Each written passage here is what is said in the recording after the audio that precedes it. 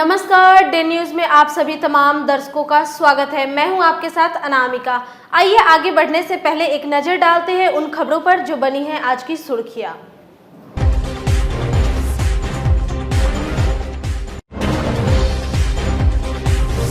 पुरानी बाजार के एक दुकान और औराई के एक पत्तल फैक्ट्री में लगी भीषण आग, नकदी समेत 50 लाख से अधिक की संपत्ति जलकर राख।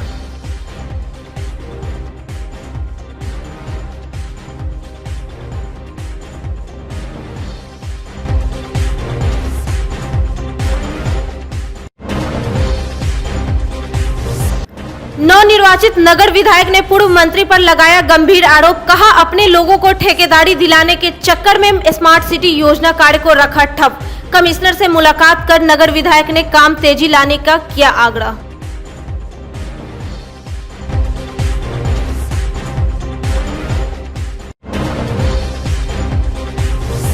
और परीक्षा के पूर्व संध्या तक पार्ट थर्ड के परीक्षार्थियों को नहीं मिला एडमिट कार्ड, छात्र छात्राएं परेशान, कॉलेज और यूनिवर्सिटी पर लगाया भविष्य से खिलवाड़ करने का आरोप।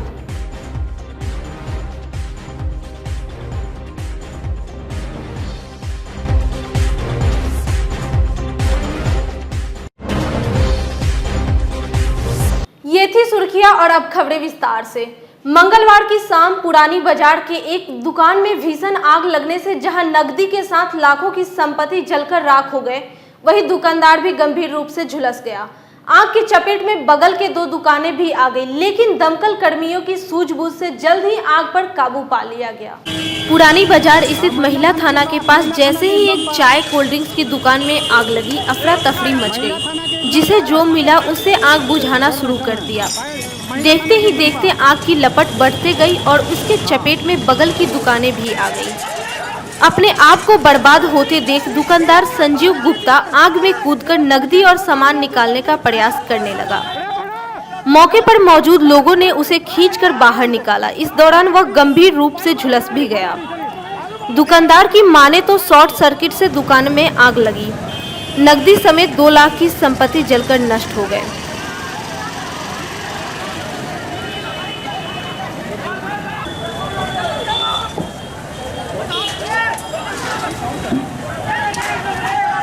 दुकान में हम लोग खड़े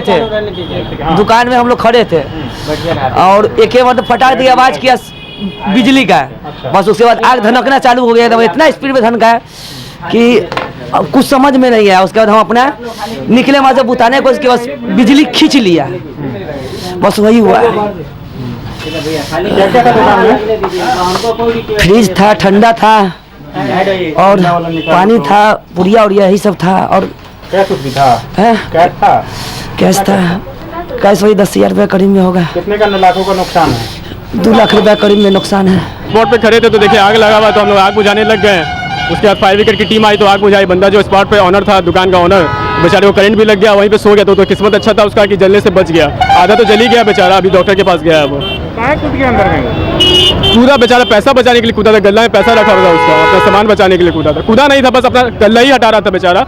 गल्ला हटाते हटाते उसको करंट लग गया। दुकान में आदमी भी था? नहीं, दुकान में आदमी सब भाग गया। मतलब वही दुकान का मतलब जो स्टाफ था वो था, वो ऑनर था। आग लगने का कारण पता? आग शॉर्ट सर्किट बताया जा रहा। शॉर्ट सर्किट से आग लगा। हाँ, आग पे काबू। फायर ब्रिगेड की टीम जल्दी से आ गए थे। मकान तो ये दीपक भैया का है और वो जो दुकान का ऑनर संजीव था। जो जिस दुकान का ऑनर संजीव है। संजीव, हाँ। कहाँ का रहने वाला संजीव? एड्रेस तो उसका छिंदवाड़ा का रहने वाला। हल्ला हुआ कि आग लगा। हम तुरंत गाड़ी वहाँ पर लगाए, दौड़े यहाँ। तो हम लोग बालू पानी सीमेंट पे गया, तुरंत फायर को फोन किए। फायर को थाना पहुँचे। फायर मौके पर पहुँच गई। 3 गाड़ी फायर मौके पर पहुँची और आग पर काबू पा लिया गया। कारण आग लगने का शॉर्ट सर्किट बोला जा रहा है। लड़के लोग यहाँ बैठ के चाय पी रहे थे। आग पर काबू पा लिया गया? हाँ, आग पर काबू पा लिया गया। किस चीज़ का दुकान है? चाय पान पुड़िया का दुकान है। इसमें एक प्रोप्राइटर जो दुकानदार है संजीव कुमार, वो घायल है, उनको करंट लगी है। कूद गया था जी, वो आग में कूद गया। वो अपना जान देना चाह रहा था डिप्रेशन में कि क्षति हो गया, गरीब आदमी है। आगजनी की जानकारी मिलते तुरंत ही दमकल की 3 गाड़ियां पहुंच गई और कर्मियों ने जल्द ही आग पर काबू पा लिया। दमकल कर्मी मनीष सिंह ने भी बताया कि शॉर्ट सर्किट से ही दुकान में आग लगी। सबसे पहले आग की सूचना मिली हम लोग को, उसके बाद 1 मिनट के अंदर 1 से 1.5 मिनट का समय लगा होगा। हम लोग यहाँ पे घटनास्थल पे तत्काल पहुँच गए और आग पे हम लोगों ने काबू पा ली। कितने की टीम लगी, कितनी फायर ब्रिगेड लगी? जी, 1 छोटी वाहन है, 2 बड़ी वाहन है। आग लगने का कारण पता चला? आग लगने का कारण आसपास के लोग बता रहे हैं शॉर्ट सर्किट के वजह से हुआ है ऐसा। काबू पा लिया गया? जी, काबू पा लिया गया है। अंदर में थक गया? नहीं, मुझे लग रहा है कि कहीं आसपास में कोई रखा होगा अगर पेट्रोल, तो इसकी जानकारी मुझे नहीं है, लेकिन लोग ऐसा नहीं कह रहे हैं। क्या पता नहीं किसकी दुकान है ये? दुकान तो कोई संजीव करके कोई है, जिनका संजीव कुमार का है शायद। 3 दुकान में था कि 1 दुकान में? नहीं, एक ही दुकान में था और बगल वाले दुकान में भी आग लगने की संभावना थी। चपेट में आ गया था उसके? जी, हल्का सा चपेट में आया हुआ था, लेकिन हम लोग समय पर पहुंच के उसको काबू पा लिए। इधर सोमवार की देर रात औराई के धड़हड़वा हनुमान नगर गांव के पत्तल फैक्ट्री में लगी भीषण आग में 50 लाख से अधिक की क्षति होने की बात कही गई है। पत्तल फैक्ट्री में फायर सेफ्टी का कोई भी उपकरण उपलब्ध नहीं था। फायर ब्रिगेड की टीम ने काफी मशक्कत के बाद आग पर काबू पाई। शॉर्ट सर्किट से आग लगने की बात कही जा रही है। फैक्ट्री संचालक संजय राय ने बताया कि 50 लाख की संपत्ति जलकर नष्ट हो गई। कि लगभग 2 बजे रात के थानाध्यक्ष राजेश कुमार के द्वारा सूचना मिली कि धरहरवा गांव अंतर्गत हनुमान नगर में आग लगी हुई है। तो हम लोग सूचना पाकर तुरंत वहां पहुंचे। क्या चीज़ की फैक्ट्री में आग लगी थी? फैक्ट्री वहां पत्तल फैक्ट्री था, जो खाने वाला प्लेट जो रहता है ना, उसमें लगा हुआ था आग। तो वहां हम लोग फायर ब्रिगेड के औराई थाना से और मुजफ्फरपुर ज़िला से भी गाड़ी पहुंची और लगभग 2 घंटा 2.5 घंटा आग पर मशक्कत किया, उसके बाद काबू पाया। अच्छा, कितने का नुकसान बताया जा रहा है? नुकसान लगभग 50 लाख के नुकसान फैक्ट्री मालिक संजय राय के द्वारा बताया गया। आग लगने का कारण? आग लगने का कारण शॉर्ट सर्किट बताया जा रहा है और यह भी देखा जा रहा है कि वहाँ पे फायर सेफ्टी का कोई यंत्र उपलब्ध नहीं था फैक्ट्री के अंदर। जी, फैक्ट्री के अंदर कोई फायर सेफ्टी का उपकरण उपलब्ध नहीं था। नगर निगम ने शहर की मुख्य सड़कों पर कचरा डंपिंग करने पर रोक लगा दी है। इस संबंध में नगर आयुक्त विवेक रंजन मैत्रे ने सभी अंचल एवं वार्ड निरीक्षकों को निर्देश दे दिया है। आपको बता दें, मुख्य सड़कों पर कचरा रख दिए जाने से यातायात में काफी बाधाएं आ रही थी। अपर नगर आयुक्त विशाल आनंद ने कहा कि सभी सफाई निरीक्षकों को सुनिश्चित करना है कि मुख्य सड़कों पर कचरा डंप ना हो, अन्यथा उन सभी पर कड़ी कार्रवाई करने का निर्देश जारी कर दिया गया है। देखिए, नगरायुक्त महोदय के द्वारा शहर में जो सड़कों में जो कूड़ा देखने को मिलता है, उसके संबंध में एक आदेश निर्गत किया गया है। उसमें यही कहा गया है कि जो सफाई निरीक्षक हैं वो इस बात को सुनिश्चित करें कि मुख्य सड़कों में जो कूड़ा दिख रहा है वो ना दिखे भविष्य में, और यदि ऐसा होता है तो संबंधित क्षेत्र के जो सफाई निरीक्षक हैं उन पर कार्रवाई होगी।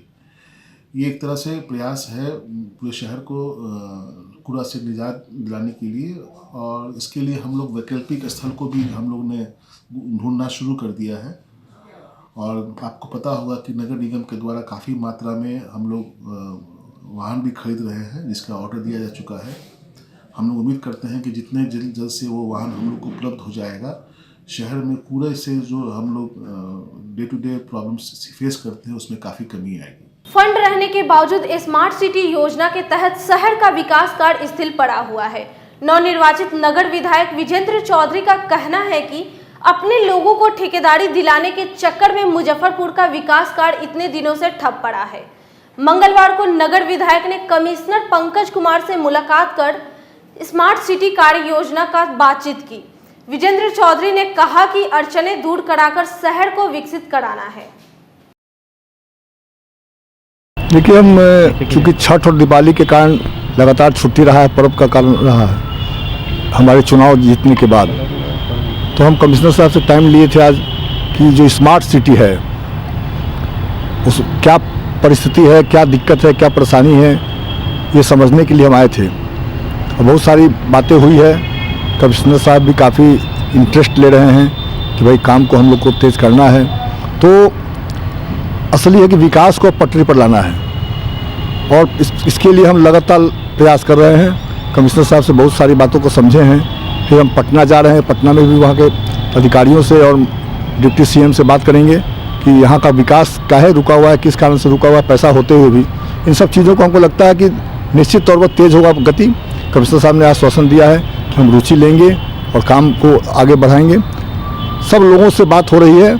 अभी हम जा रहे हैं अंडीगोला, वहाँ काम हो रहा है, नाली का पानी किधर जाना है, ये हुआ कि नहीं हुआ, इसको सब लोगों को लोकल स्तर पर हम बात करेंगे सबसे कि भाई पानी का निकासी इधर है और बन गया इधर, तो फिर पेमेंट नहीं हो, उसका पेमेंट उसी का हो जो कारगर काम हुआ हो, उसका जांच करके अधिकारी लोग बताए कि भाई।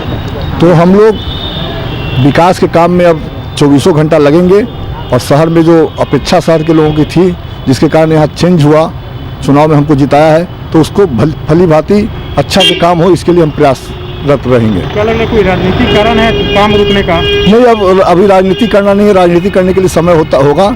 अभी सिर्फ हमको काम दिखाई दे रहा है, जहाँ अड़चन है उस अड़चन को दूर करवाना है। मंत्री से मिलके, मुख्यमंत्री से मिलके, जिससे भी मिलना होगा, हम सब लोग मिल करके मुजफ्फरपुर की तरक्की हो, मुजफ्फरपुर का दिक्कत दूर हो, इसके लिए प्रयास करेंगे। लेकिन ये स्मार्ट सिटी की कोई भी योजना धरातल पर तो बिल्कुल इसलिए कि कई अधिकारी की नियुक्ति अभी नहीं हुई है, आचार संहिता लग गया, उस शुरू में कोई इंटरेस्ट लिया नहीं जनप्रतिनिधि। अब हम 24 घंटा इसके लिए लगेंगे और काम को एकदम पटरी पर लाना है। क्या कारण है आखिर में स्लो काम होने का? क्या कोई राजनीति बाधा आ रहा है? भाई राजनीति बाधा नहीं है, किसी को रुचि होता है ठेकेदारी लेने में, किसी को रुचि होता है अपने आदमी को काम कर दिलाने में। हमारा रुचि काम कराने में है, तो उसके कारण भी बहुत कि हमारा आदमी को कैसे टेंडर मिले, हमारे आदमी को कैसे ठेकेदारी मिले, इसके फेरा में स्मार्ट सिटी पड़ा रह गया। हम ये नहीं होने देंगे। जो काम अच्छा करेगा, हमने कमिश्नर साहब से रिक्वेस्ट किया और उनसे बहुत चीज़ों को जानकारी हासिल की। कमिश्नर साहब काफ़ी मतलब रुचि ले रहे हैं और हमने आग्रह किया कि आप रुचि लीजिए, हम लोग पूरा सहयोग करेंगे। बुधवार से पार्ट थर्ड के एग्जाम होने हैं, लेकिन मंगलवार की शाम तक एडमिट कार्ड नहीं मिलने से परीक्षार्थी परेशान है। आरबीबीएम, आरडीएस सहित कई अन्य कॉलेज के छात्र छात्राएं एडमिट कार्ड के लिए कॉलेज से यूनिवर्सिटी और यूनिवर्सिटी से कॉलेज का चक्कर लगाते रहे। कॉलेज प्रशासन अपना पल्ला झाड़ते हुए परीक्षार्थियों का भविष्य दांव पर लगा दिया है।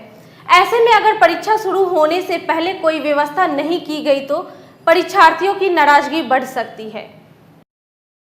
आया है तो इसका जिम्मेदारी तो सर का है ना, हम लोग का तो नहीं। हम लोग तो फॉर्म भरे हैं, जैसे सर लोग चेक कर दिए उसी टाइप से हम लोग जाके फॉर्म भरे हैं। अब गलती किसका है? तो सर का गलती ना, तो सही तो सर को करना है। हम लोग का कल से एग्जाम है, अब एग्जाम कैसे देने हैं? अब हम लोग का कल से एग्ज़ाम है और लिस्ट पे नाम है, बट हम लोग का आया नहीं है एडमिट कार्ड, तो कल से एग्ज़ाम है, कैसे देंगे हम लोग? फर्स्ट सीटिंग से ही है। सुबह से आई हुई हैं। क्या बोला जा रहा है? 10 बजे से कॉलेज में बोल रहे हैं अभी कि अभी नहीं हो रहा है, नहीं बनना है, फिर कल आने के लिए। कल फर्स्ट सीटिंग से एग्ज़ाम है, तो कल हम लोग कब आएंगे? कल 10 बजे कॉलेज ही खुलती है और फिर 8:45 से हम लोग का एग्ज़ाम ही है, तो कैसे आएंगे लेने? हम लोग को कल से एग्जाम है और एडमिट कार्ड नहीं मिला है। सुबह से आई हुई हैं। सुबह 11 बजे आए हैं, अभी तक ले नहीं मिला है। क्या कॉलेज प्रशासन क्या कर रहा है? कॉलेज बोल रहा है कि यूनिवर्सिटी नहीं भेजा। क्यों ऐसा क्यों? आखिर सवाल नहीं पूछे? सवाल किए तो बोला यूनिवर्सिटी नहीं भेजा, तो हम क्या करें? और बच्चों को मिल गया है, आपका क्यों नहीं मिला है? बोले लिस्ट में नाम है, अब नहीं है, तो हम क्या करें? यूनिवर्सिटी ही नहीं भेजा तो हम क्या कर सकते हैं? जी, यहाँ बोला गया था कि ऑफलाइन भराएगा, उसका ऑनलाइन नहीं होगा। तो ऑफलाइन हम लोग भर के चले गए, लेकिन अभी तक एडमिट कार्ड नहीं है। अभी बोला है कि यूनिवर्सिटी जाने के लिए। प्रिंसिपल साहब से मिले? जी, प्रिंसिपल साहब से मिले? जी, बोले यूनिवर्सिटी जाने के लिए।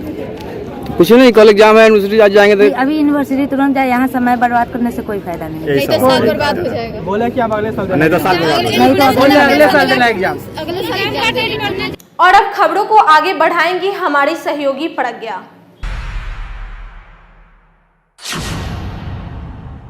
मुजफ्फरपुर जंक्शन के प्लेटफॉर्म संख्या 1 पर अगले 15 दिनों के लिए परिचालन पर रोक लगा दी गई है। 15 दिनों तक मेगा ब्लॉक रहेगा। इस दौरान पुरानी लाइन को हटाकर नई लाइन बिछाई जाएगी, साथ ही उसे ऊंचा भी किया जाएगा। प्लेटफॉर्म संख्या 1 पर यात्रियों की आवाजाही पर पूर्ण रूप से प्रतिबंध लगा दिया गया है। इमलीचट्टी के फूल व्यवसायियों को स्थापित करने की मांग करते हुए नागरिक मोर्चा ने मंगलवार को डीएम से मिलकर ज्ञापन सौंपा। मोर्चा के महासचिव मोहन सिन्हा ने कहा कि अतिक्रमण के नाम पर फूल व्यवसायियों को उजाड़ दिया गया। जबकि पूजा पाठ से लेकर शादी ब्याह तक में इन्हीं दुकानदारों से जिले भर में फूल खरीदते रहे हैं। दुकानें उजाड़ने में जहां दुकानदारों के बीच रोजी रोटी की स्थिति उत्पन्न हो गई, वहीं जरूरतमंदों की परेशानी भी बढ़ गई है। मोर्चा फुटपाथ दुकानदारों के समस्याओं के संबंध में जिला पदाधिकारी को एक स्मारक पत्र देकर यह आग्रह किया है कि आप इन गरीबों की अस्थायी व्यवस्था कराएं। जिस प्रकार एक समय जो आज गुजराती बस्ती जो सरकारी बस स्टैंड के बगल में अस्थायी रूप से बसाया गया है, उनका भी यही हालत था। कलेक्टर कोठी से लेकर के खुदीराम बोस स्मारक तक दोनों तरफ ये पुरानी कपड़ा बेचते थे गुजराती समाज के लोग, और जब नगर निगम को मर्जी होता था उठा करके कपड़ा रोड पर फेंक देता था। हम लोगों ने उस समय के तत्कालीन जिला पदाधिकारी डॉक्टर देवाशीष गुप्त जी से मिलकर और ये समस्या को रखा कि इन लोगों को अस्थायी कहीं पर बसाया जाए, और डॉक्टर देवाशीष गुप्त ने इसे काफी गंभीरता से लेते हुए और सरकारी बस स्टैंड के बगल में जो जगह खाली पड़ा हुआ था वहीं पर गुजरातियों को बसाया। आज वो अपना कपड़ा भी बेचते हैं, अपना आवास भी बना लिया है, अपना गुजर बसर करते हैं। कहीं भी शहर में एक बड़ा भूभाग को आवंटित किया जाए, वहां पर दुकान लगाया जाए, जहां दुकान रहेगा सब लोग वहीं जाएंगे। फुटपाथ का दुकान खत्म हो जाएगा। मास्टर प्लान लागू किया जाए। नागरिक मोर्चा बार बार यह मांग की है कि अतिक्रमण मुक्त के साथ मास्टर प्लान लागू की जाए, तब स्मार्ट सिटी का निर्माण कराया जाए। नहीं तो मुजफ्फरपुर का दुर्भाग्य है कि यहाँ प्रतिदिन जाम का सामना लोगों को करना पड़ता है और गरीबों का दुकान उजाड़ कर उनका व्यवसाय चौपट कर दिया जाता है। कचहरी परिसर स्थित नया वकालत खाना में राजद अधिवक्ता प्रकोष्ठ की ओर से मंगलवार को आयोजित समारोह में जेपी सेनानी रिटायर्ड सहायक चारा विकास पदाधिकारी तरुण निश्चल को पार्टी की सदस्यता दिलाई गई। मौके पर मौजूद प्रकोष्ठ के नेता संतोष बसंत ने कहा कि बिहार की जनता ने तेजस्वी यादव का समर्थन किया, लेकिन जनादेश का अपमान करते हुए भाजपा और जेडीयू ने धोखेधड़ी से सरकार बना लिया। आज राष्ट्रीय जनता दल की सदस्यता ग्रहण किए हैं। हम इनका राष्ट्रीय जनता दल परिवार में हार्दिक स्वागत और अभिनंदन करते हैं। इनका स्वागत करते हैं इसलिए करते हैं कि आज बिहार में हम लोगों के नेता, बिहार के आशा की किरण श्री तेजस्वी प्रसाद यादव जी ने जो 10 लाख बेरोजगारों को सरकारी नौकरी देने, सिंचाई, दवाई, कमाई, पढ़ाई की व्यवस्था को लेकर के जो संघर्ष छेड़ा है, उस संघर्ष में हम लोगों के बीच आज तरुण निश्चल जी पार्टी में आए हैं। निश्चित तौर पर इनके आने से पार्टी को मजबूती और बल मिलेगा और श्री तेजस्वी प्रसाद यादव जी का जो नारा है, जो संकल्प है, उस संकल्प को पूरा करने में तरुण निश्चल जी सहायक साबित होंगे कि वो एक चरम तक पहुंचाएंगे अंजाम को, सामाजिक न्याय की लड़ाई को अंजाम तक पहुंचाने का वो काम करेंगे।